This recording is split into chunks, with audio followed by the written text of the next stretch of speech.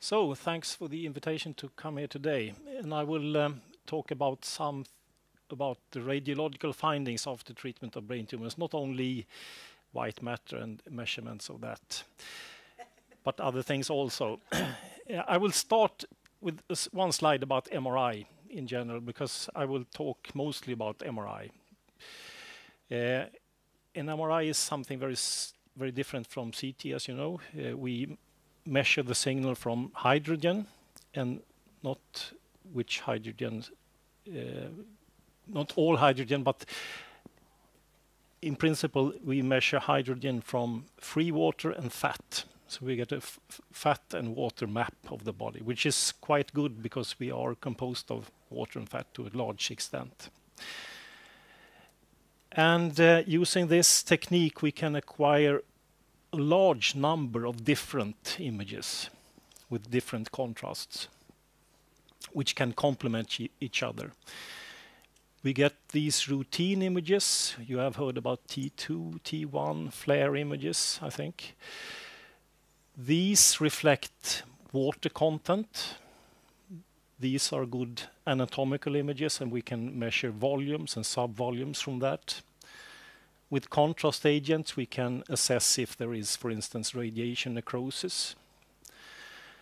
Then we have diffusion-weighted images, by which we can detect cytotoxic edema, which could be of interest in leukoencephalopathy, for instance. We can detect microbleeds with sensitive susceptibility-weighted images. We can detect if there are vascular stenosis with MR angiography.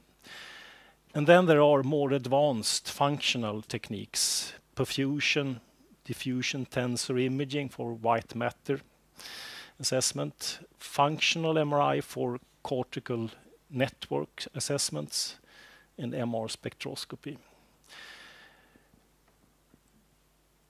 Compared with that, CT is quite crude and with much poorer soft tissue contrast, but we can detect some of the derangement that I will talk about. For instance, in this case, we have low attenuation in white matter in a case of leukoencephalopathy, but lower sensitivity than MRI for almost all things that I will talk about, except maybe for calcifications, which CT is very good for. So I will start with the radiation therapy and what treatment effects we can see after that. And there are quite a large number of different things we can observe.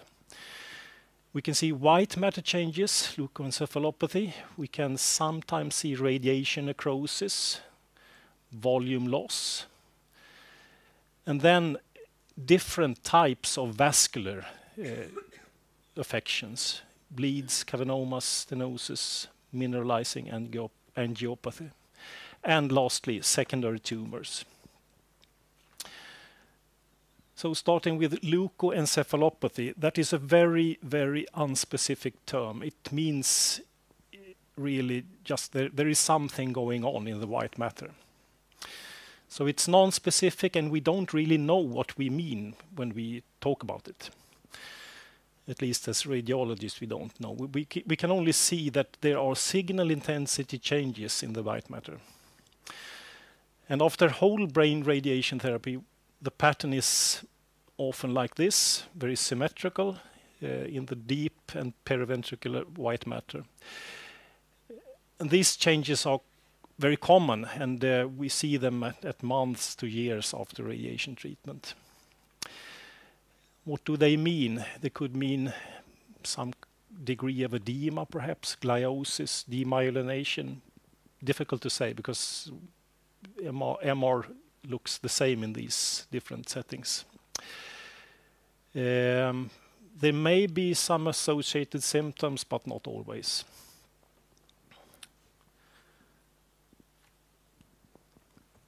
And not unexpectedly, this is something we see after whole brain radiation therapy rather than more focused radiotherapy. This is from a study where we have two examples here. One case before and at different times after whole brain radiation therapy with increasing amounts of these signal changes. Whereas in this case of focused radiotherapy, we see nothing. And this is quantified also here in this graph, where we see the baseline whole brain radiation therapy, gamma knife, no cases of high grade white matter changes. But in the whole brain radiation therapy group, increasing proportions of large widespread changes. That was common. This is not common, but sometimes seen, radiation necrosis. The appearance is of a peripherally enhancing lesion. And the problem here is that this can look identical to tumor recurrence. So we need often to add some other sequences or examination techniques, for instance, MR perfusion or PET, in order to differentiate this from a true tumor recurrence. This often appears quite a long time after radiation treatment, months or often years after treatment. And the associated symptoms, of course, depend on site. Shrinkage, volume loss after radiation treatment, I believe is very common, depending on how much you look for it. We can assess this in different ways. Up until now in clinical routine, we have used eyeballing, qualitative assessments, using some scale like this. This is a global cortical atrophy scale, normal, slight loss of substance with widened sulci and increasing atrophy here. But there are now available lots of different softwares by which we can acquire automated segmentations of different parts of the brain, both cortical brain parts and in white matter regions. So we can acquire quantitative measurements of the whole brain and of subvolumes automatically. And I believe this will be the routine in the future. And we can also, with some of these softwares, compare the acquired results with normal ranges of at different ages. This is an example of a study where MR images were obtained at different time points after radiation. These are 2 time points where you can see increasing volume loss with wider ventricle width here than here. But they performed also an automated segmentation and volume measurement of the ventricles, by which it could be observed that the ventricle size decreased more in the photon radiation treatment group than in the proton radiation treatment group, which is maybe what we could expect. Next item after radiation treatment is microbleeds. Microbleeds are small amounts of hemosiderin deposited in the brain, which causes signal loss on an MRI image. And they can be observed also in hypertension and in, as in this case, amyloid angiopathy, which is a condition affecting elderly people and is quite a common cause of cerebral bleeds in elderly. We observe this also quite common after radiation, or very common, I should say. But it depends on examination technique. On these T1, T2 and FLAIR images, we see nothing of this. We need to acquire some sort of hemorrhage sensitive technique. where you can see these small black dots representing the microbleeds. This is a case from an ongoing study where we examine subjects who have been exposed to radiation because of brain tumors during at low ages, where again we see nothing on this T2 weighted image, but a large number of small black dots here.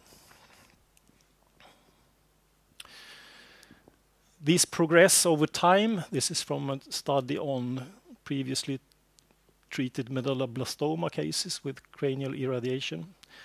1, 2, 3, 4, 5 years after, large increase in prevalence of these microbleeds.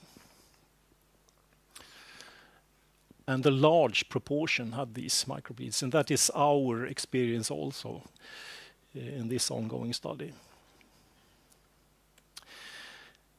A more seldomly seen thing is another vascular lesion called cavernoma.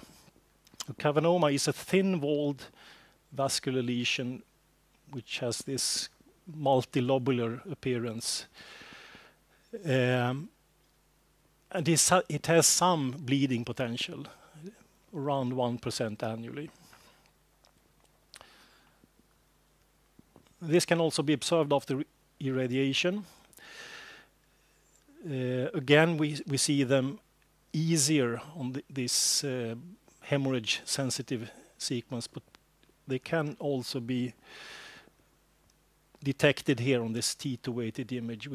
You see this darker hemosiderin ring in the periphery, which is quite characteristic.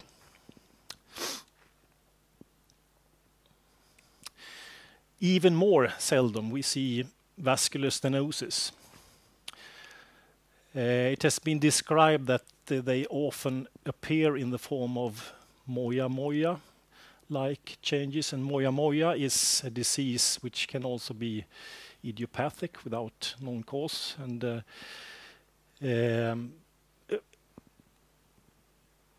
includes stenosis or occlusions of the terminal part of the internal carotid artery, which then can cause hyperperfusion and possibly ischemia and infarcts in the brain. The risk of these stenosis after radiation is increased at young age. In some study I saw a number of around 6 to 7% risk after proton treatment. I'm not sure I have seen this myself, I must say. But this is how it can appear. This is an MR angiography from below. So we have the basilar artery here, the left internal carotid, the right internal carotid with very narrow lumen and poor signal here in a patient treated with radiation.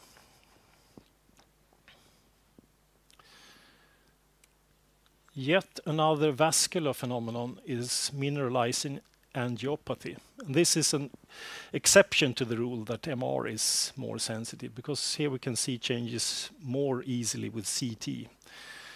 So this is a condition which includes calcifications in the walls of small vessels, particularly the perforating arteries to the basal ganglia here, and sometimes also in the subcortical regions.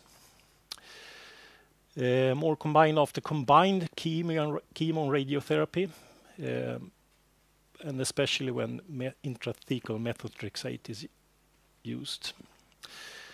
This is generally asymptomatic and found incidentally.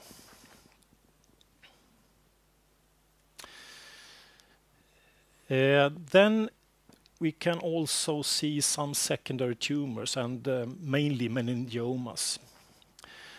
This is from a previous study by Arya et al., showing a substantial proportion of meningiomas in patients treated for leukemia, with quite a long follow-up period and a long latency period for these tumors to arise. This is from another study showing that the latency, period for these meningiomas were again very long and longer than for other tumors, glioma and sarcomas. Showing also a dose response, not unexpectedly, and also an added risk with combined radiochemotherapy. This is an example from our study of a case with a detected meningioma that we could expect to be radiation induced. These are most often not so difficult to visualize. You can see them on CT also, if they are not very small. And if they are very small, then we need contrast enhancement, contrast enhanced images to detect them. That was radiation. How about chemotherapy? These are the things that I think we mainly observe after chemotherapy. And that includes leukoencephalopathy, PRES, and volume loss. And chemotherapy-induced leukoencephalopathy can look quite similar or identical to radiation-induced leukoencephalopathy, but one difference is that this can appear also in the acute setting shortly after treatment. And methotrexate is maybe the most common culprit in this setting. This is a case of a lymphoma. We see lymphoma deposits here, treated with methotrexate. Unspecific white matter changes here on these FLAIR images. And here we can use the diffusion weighted image that I mentioned previously in order to detect cytotoxic edema, which is a proof that there is something acute going on.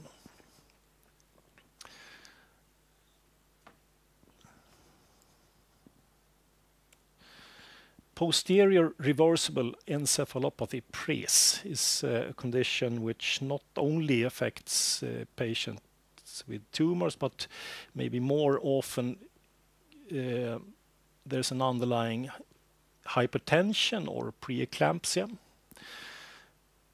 But it can also be triggered by chemotherapy and some immunosuppressive agents. The patients often experience some degree of headache and quite often also visual disturbances.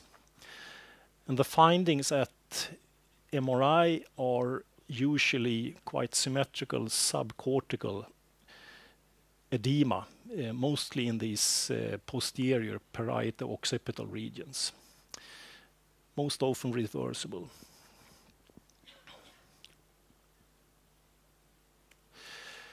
There's an increasing use of different immunotherapies today, and we need to gain more knowledge of the findings at radiology after this treatment. I will show a couple of examples from the literature. First, here we have a case which was normal 1 month after therapy, and after 3 months a contrast enhancing lesion appeared, which could be interpreted as a tumor, but this one went into spontaneous resolution. So this was some kind of a pseudo progression because of this immunotherapy. Another similar case, tumor appearing lesion, which went on to biopsy, and the histology revealed only inflammatory cells. How should we deal with these cases? I guess that we can try to use also some PET techniques in these cases, like with to differentiate radiation necrosis and tumors.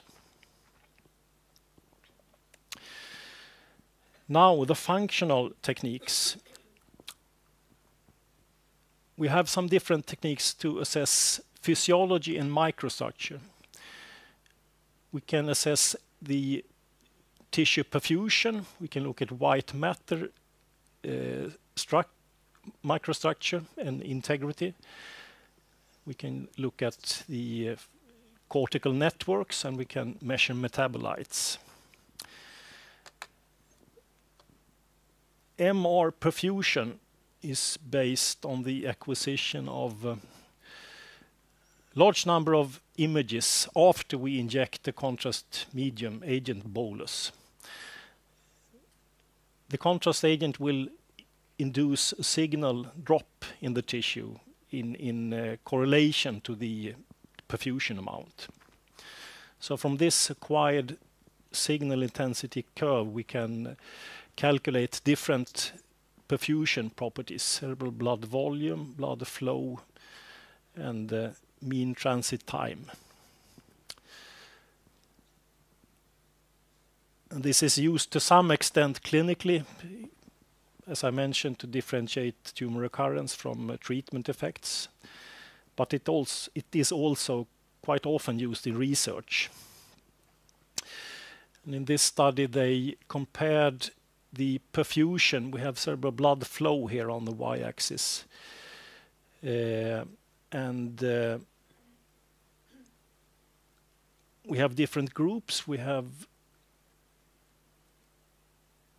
I think it's a pilocytic astrocytoma, which was treated with surgery in blue circles, and medulloblastoma treated with surgery plus chemoradiation. So we see that the red circles, the irradiated cases, have overall quite lower perfusion.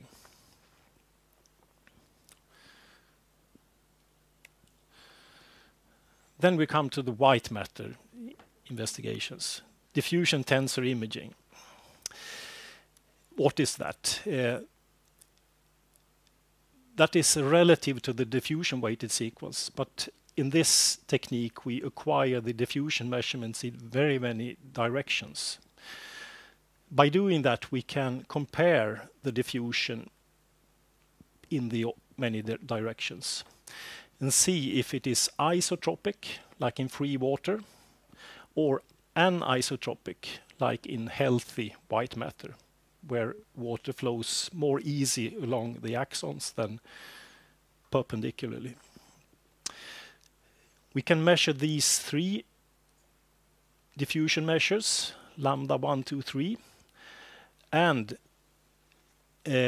compute a parameter called fractional anisotropy, which is a function of all these three. This goes from 0 when all are equal to 1 if there is diffusion in only one direction. So a larger FA is good. That's a sign of healthy white matter. And this has been used as a proxy for white matter integrity in a large number of studies, including after radiation.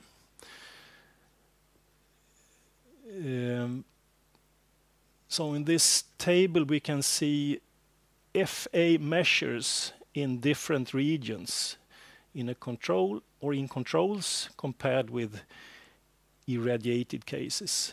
And for instance, in green, GN of the corpus callosum 0.66 versus 0.46, quite a dramatic decrease. And there are overall quite substantial decreases in FA in irradiated cases compared to controls, which tells us that there is something going on. But what it is that is going on is difficult to tell. Could be edema only, or it could be axonal degeneration or some other kind of lesion. Next technique that we can use is functional MRI. Functional MRI is based on the fact that oxygenated and deoxygenated blood has different signal amount, with higher signal in oxygenated blood. What happens when a part of the brain is activated is that the blood flow increases and the to such amount that the oxygenation increases also, which leads to a signal increase. So neuronal activation leads to signal increase, a few percent only. This can be used to localize where, for instance, motor centra are located in the brain. Then the subject rests and then moves the right hand, rests, moves the right hand. And by integrating these differences, we can localize where the right hand motor centrum is. So in green here we see the area where there is a statistically significant difference between task and rest. So this is used clinically to localize eloquent areas in the brain. But we can also use another technique called resting state fMRI. And here we let the subject lie still and rest, and we acquire a large number of consecutive images and see how the signal spontaneously fluctuates, because there is a spontaneous fluctuation in neuronal activation. And it has been observed that there is a synchronicity in different brain regions activation. For instance, between the right and left motor area, there is a synchronous activation, which we interpret as a sign of networks in the brain. So with this technique, we have identified quite large number of different networks, motor, visual, and so on. Default mode network is very interesting because that is affected often in states of cognitive failure.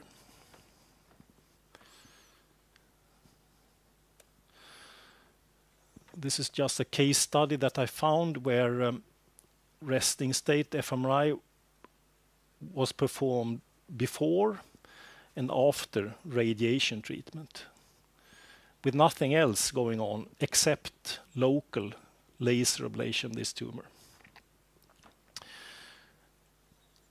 And the findings are illustrated here, where we have increased connectivity in red and decreased in blue. So we see that there are changes, but in different directions, in different areas of the brain, corresponding to different networks.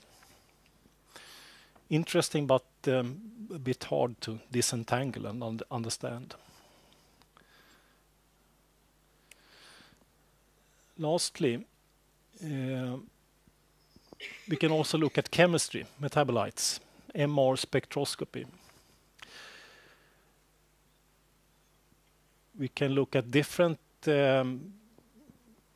molecules, but hydrogen metabolites is the most commonly used MR spectroscopy type. We decide in which region of the brain we will measure, and then we acquire a spectrum looking like this, where the position corresponds to which type of metabolite we're looking at, and the height corresponds to the amount of the metabolite. In the brain, for instance, we observe three main metabolites. NAA is a marker of healthy neurons, N-acetyl aspartate. Choline is increased in conditions with increased cell membrane turnover, for instance, tumors. And creatine is more or less stable and used as something to normalize against. This is an example of what we can observe in an irradiated case. These are different regions with high, medium, and low dose. We can compare the height of the NAA peak compared with the choline peak in these three cases. And look at this table here, we have it quantified on group level. We can see that before radiation treatment, the NAA level was a bit lower already than in control volunteers. Maybe an effect of, I don't know, edema or tumor effects somehow. But then there is a progressive decrease in NAA level, i.e. a sign of progressive neuronal affection with increasing dose.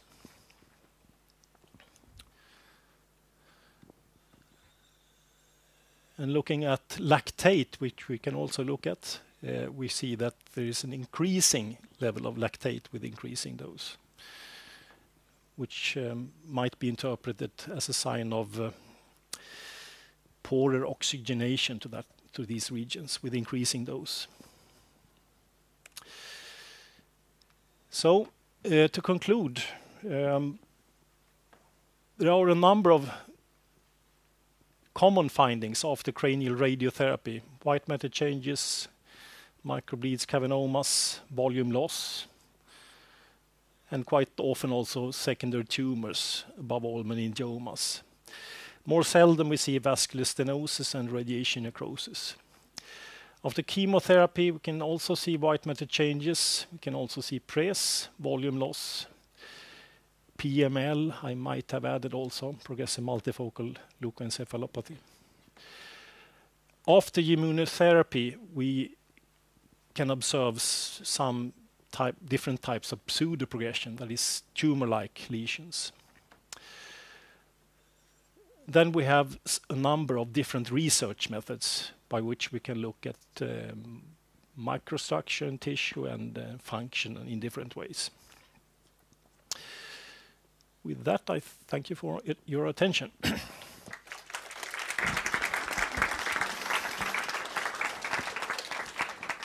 Thank you so much for an excellent presentation describing everything in a way that was really easy to follow. Questions?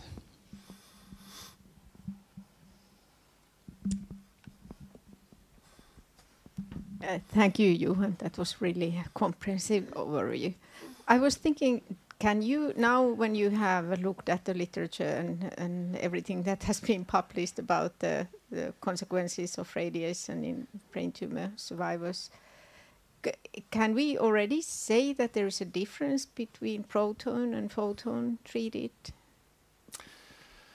I'm not sure that I have read enough in order to state that, but I have found some studies supporting that, at least. There might be others contradicting it, but so I'm not sure yet. More questions?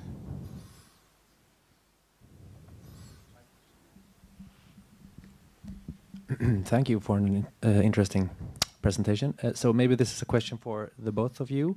Do you have any idea to what degree you could sort of correlate the actual changes between that you could find radiologically and cognitively? I mean, what are the strongest sort of correlations between different domain deficits cognitively and what you could observe with an MRI or a DTI or anything like that? I'll let you start to answer that question. Yeah, that's a tough one. It is, isn't it? That's I of course, I've thought about it, and I saw in some of the studies I referred to that there was a correlation between the cognitive measures and the radiological changes, but I'm not sure I can give a comprehensive answer to that. No, I think is once again referring to my horrible study in my career. I think it's really difficult because a lot of people, if you look at structural changes, a lot of people can have quite severe structural changes and doing quite well neuropsychologically. And the reverse is true too. And if you look at studies on autism, people might have severe autism and really be disabled and have perfectly normal brains when you look at MRI images.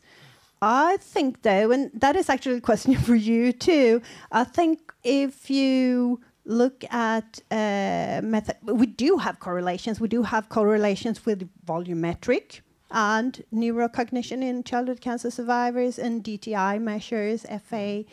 And we do have some people who have gone into networking theory and looked at the association to neurocognition. The problem here, I think, and I don't know what you think about, is that we are trying to correlate it to very complicated areas. It's complicated to measure cognition. It's complicated, and as you said here, the networking theory is really difficult to grasp and difficult to understand, right? It is. I can only agree. And then there also the question of correlation and if causation and how we should prove that something leads to another thing. Yeah. Also, I think it's quite for us. When it comes to psychology, there is a tendency to regard something. If I can see it on an MRI image, it's more true. If I have fatigue and MRI abnormalities, I must really be fatigued. Then it's real fatigue and not only experience fatigue. But it's still the same sort of fatigue, right? It's still an experience. Fatigue is subjective. So I think that is also why a lot of people want to look for MRI correlations to any psychological suffering they might have. If we talk about fMRI, then you might say that there is lies, damn lies, and statistics, and then fMRI is another level yet. So what I mean with that is that we should not disregard the fMRI literature, but we should be cautious and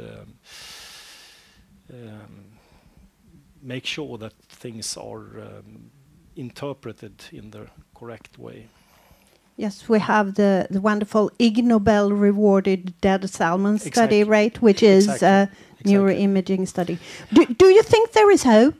Do you think we can do it? Is it possible to correlate neuroimaging data and neurocognition? Sure. It's hard, but it's not impossible.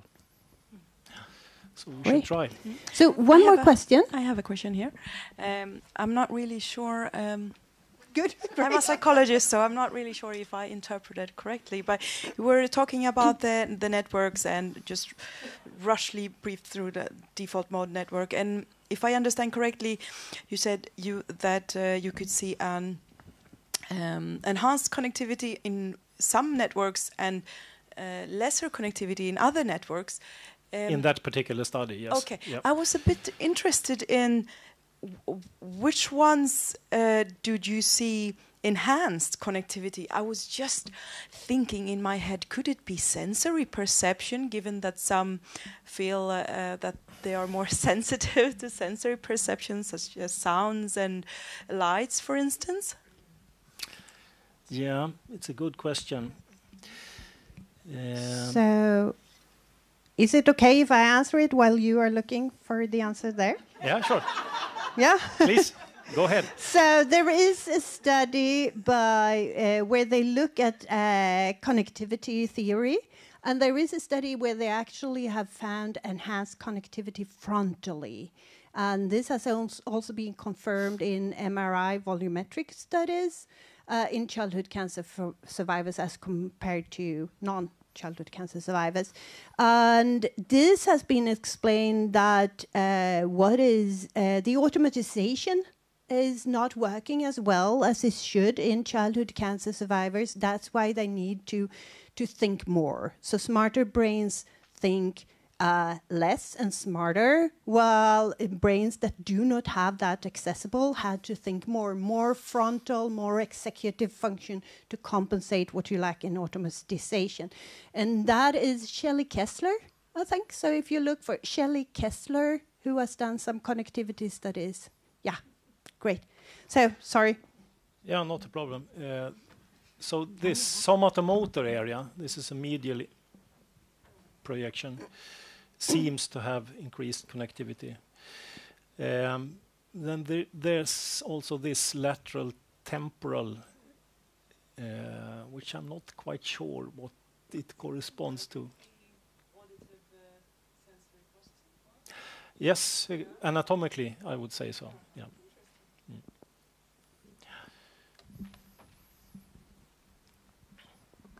One question regarding the chemotherapy-related changes. We struggle with the differential diagnostics of PRES and stroke-like syndrome or the methotrexate-induced leukoencephalopathy. Are there any of these fancy methods we know that different countries, for example, report differently. Some, like Nordic countries, have a lot of PRES, and then in UK they hardly have any, but they report more leukoencephalopathy or methotrexate-related toxicity. And some have suggested that DBI or that you could use that to differentiate, but it's not clear. But what do you say? Well, the only thing that I could suggest offhand is the DWI, because that would enable us to detect cytotoxic edema, which we normally don't see in PRES, but maybe sometimes in methotrexate associated lesions. So does it mean that the DWI is hyper intense in PRES? Or in methotrexate associated cases, yes. Oh, yes. Okay, one more question maybe, or yes, Päivi.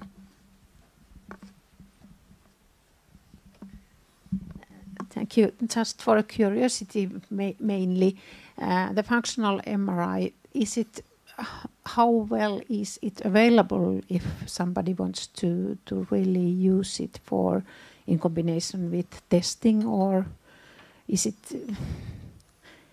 do all the machineries already have the programs and so on? I mean, because I'm a pediatric oncologist. I would say that it is quite widely available in university hospitals,